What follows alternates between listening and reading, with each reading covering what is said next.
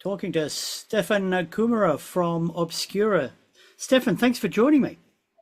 Hey, thank you for the invitation. Lovely speaking to you. It's good to have you on. Now, you're just about to come out with a new album. Tell us about what brought us here. What's your memories from the early days putting all this together? What kicked it off for you? Well, in the very beginning, we didn't make music. Like all of my friends were just music enthusiasts. We listened to a thousand of different bands, and it was the time before internet. So we shared CDs. So if one of my friends had one CD, all of us listened to that, and that's the reason why we all got somehow in touch with many different musical styles. One of my friends who imported a lot of CDs from the States, he brought us in touch with bands like Atheist, Death, Cynic, and the other guys were more into the Scandinavian melodic death metal and black metal. So we got in touch with like Dissection, Children of Bodom, and all those bands. And somehow, at the age of 16 or 15, we all decided to make music on our own, because listening is one thing, but making something on your own, that drives you somewhere else. So we just founded our band, and that turned into Obscura. So actually, Obscura is the first band I founded or co-founded in my life, and it's still going more than 20 years after. And we always have been a band without any kind of hype or anything. We built everything piece by piece, step by step.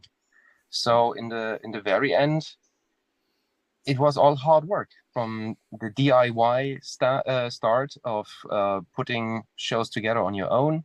We worked together with other bands. We organized as teenagers our own tours with like 4 or 5 dates in southern Germany, and then it went on, because the style we started to play, the let's call it, I wouldn't call it technical death metal at that point, but death metal with some demanding technical skills, that was not popular at the time. So no one wanted to have us. So instead of, well, you don't want to invite us on any tour, we are not getting a foot into the door. Okay, then let's do everything on our own. So we organized our first European tour and invited Suffocation, and that was 2006.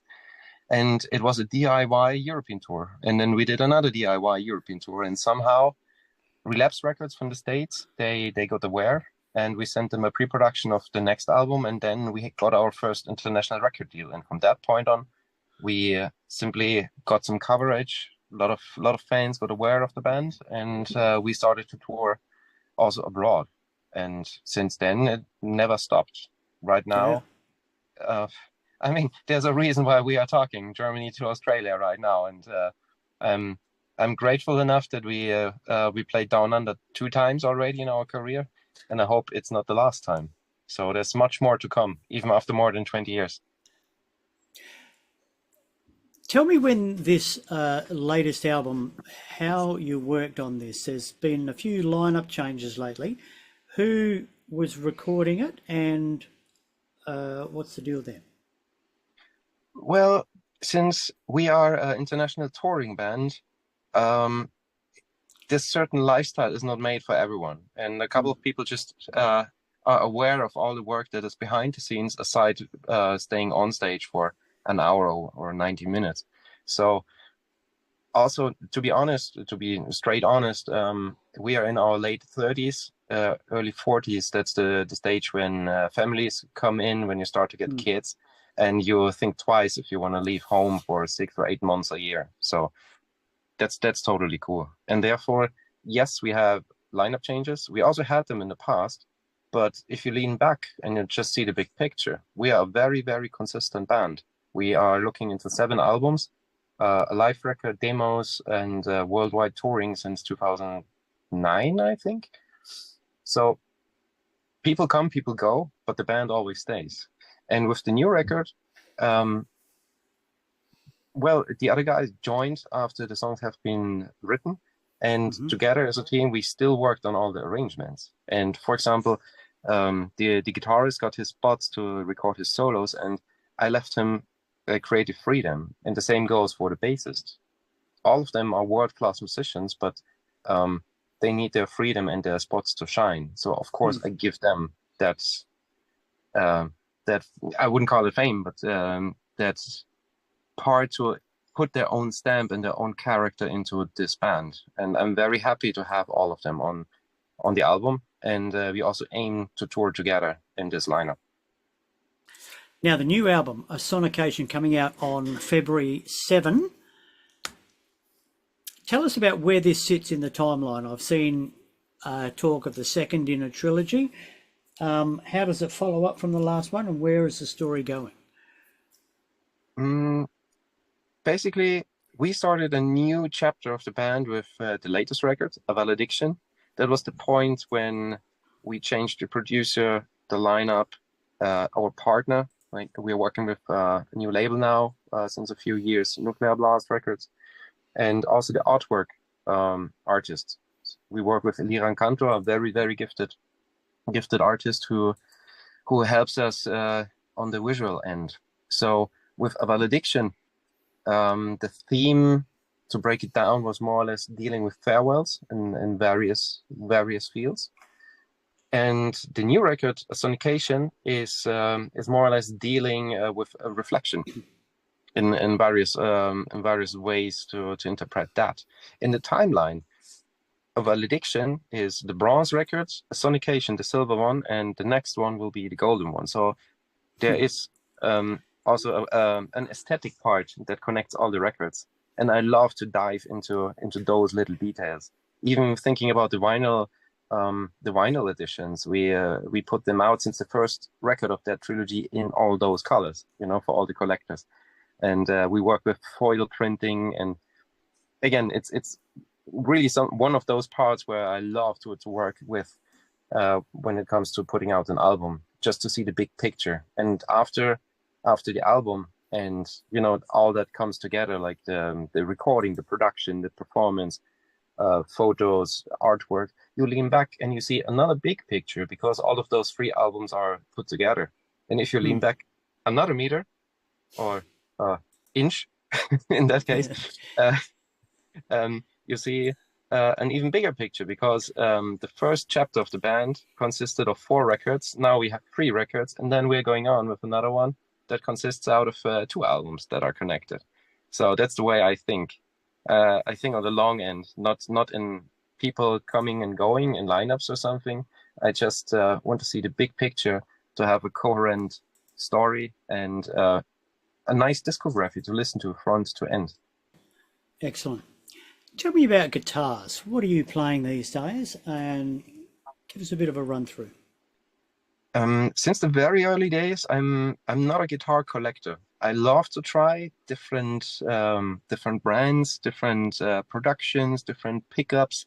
But if I look down to my collection these days, I'm playing in 2 bands. So I have 2 6-strings and 2 7-strings, an acoustic guitar, and like a, how do you call it?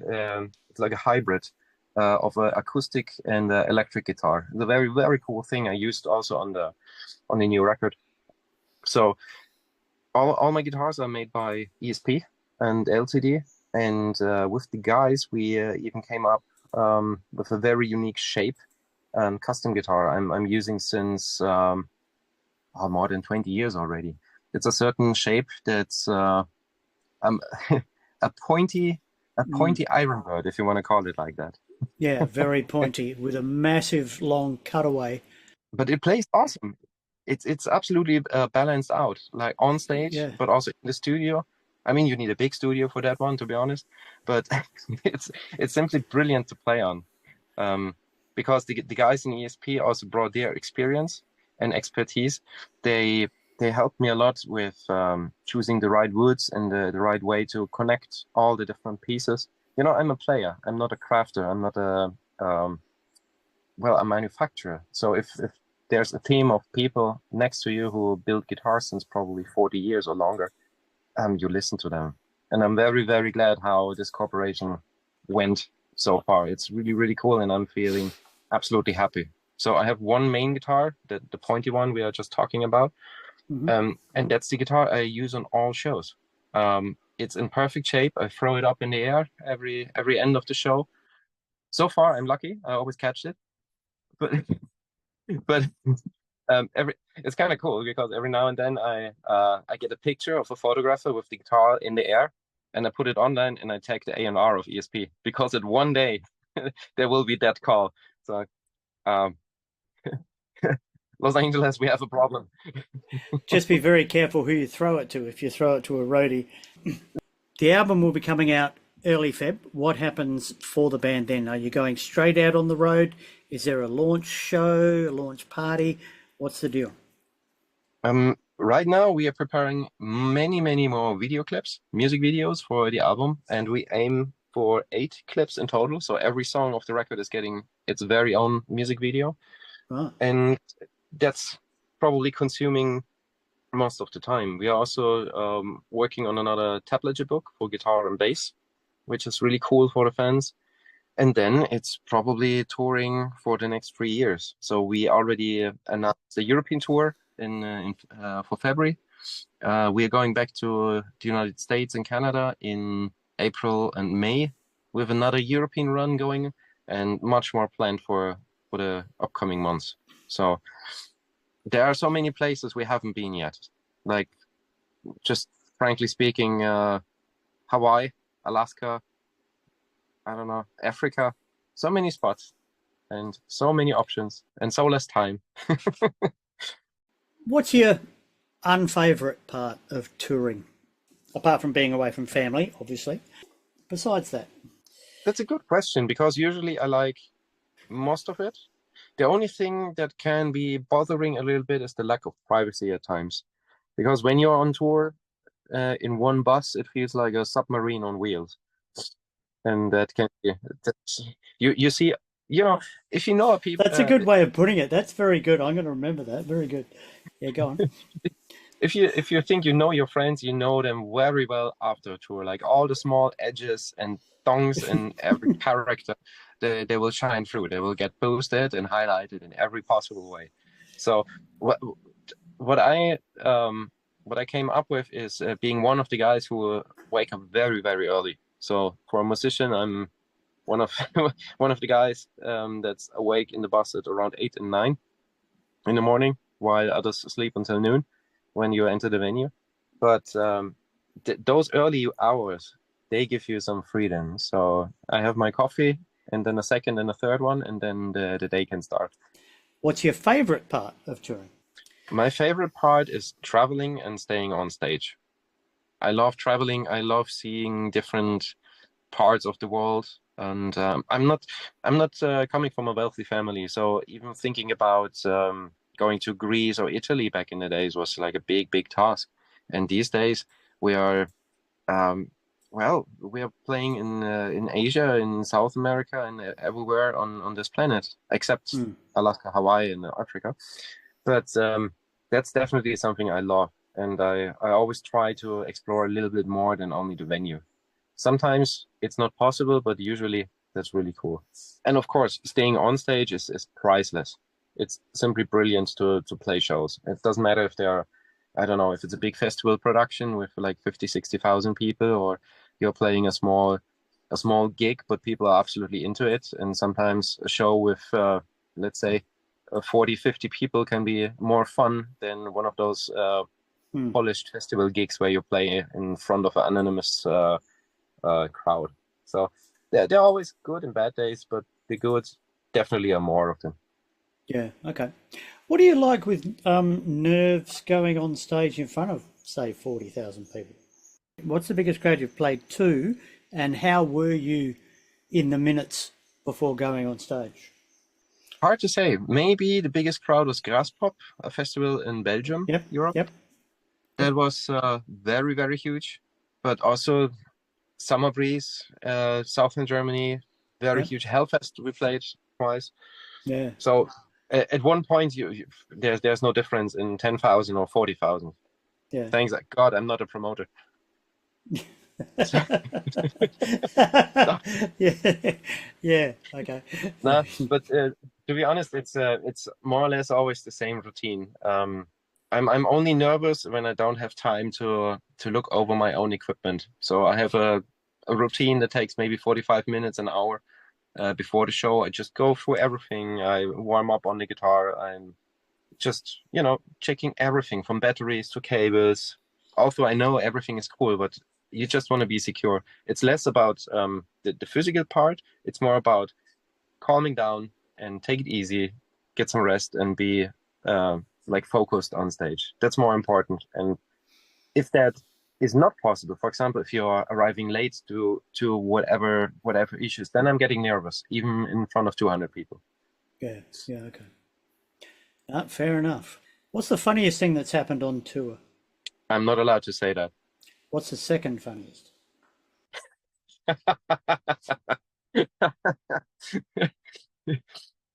We lost multiple musicians on the way. That's always funny. Sometimes we lost them in a different country. Yeah, yeah, I've heard some stories like that before, actually.